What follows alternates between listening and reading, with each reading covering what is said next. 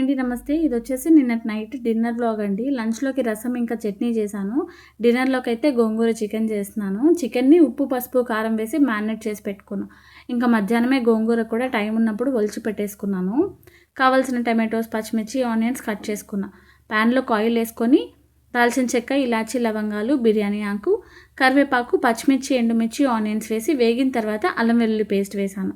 ఈ గ్యాప్‌లో పక్క స్టవ్ పైన రైస్ కూడా పెట్టేశాను. తర్వాత టమాటోస్ వేశాను. అది కూడా వేగిన తర్వాత గోంగూర వేసుకొని మూత పెట్టి లో ఫ్లేమ్‌లో మగ్గించాను. గోంగూర అంతా కూడా బాగా ఉడికిపోయి సాఫ్ట్ అయిపోవాలి. ఆయిల్ బాగా పైకి తేలిన తర్వాత మ్యారినేట్ చేసి పెట్టుకున్న చికెన్ వేసేసుకోవాలి. చికెన్ ఉడకదు అనే డౌట్ అస్సలు అవసరం లేదండి. ఈజీగా చాలా బాగా ఉడికిపోతుంది. రైస్ అయిపోయింది. రైస్ తీసేసి కొంచెం హాట్ వాటర్ యాడ్ చేసుకుంటున్నాను. చికెన్ కూడా వేసి చికెన్‌లో ఉన్న వాటర్ బాగా రిలీజ్ అయిన తర్వాత వేడి నీళ్ళు కూడా వేసుకొని కూర బాగా దగ్గర పడిన తర్వాత గరం మసాలా, కొత్తిమీర వేసుకొని సర్వ్ చేసుకోవడమే. ఒకసారి ఈ స్టైల్‌లో ట్రై చేయండి.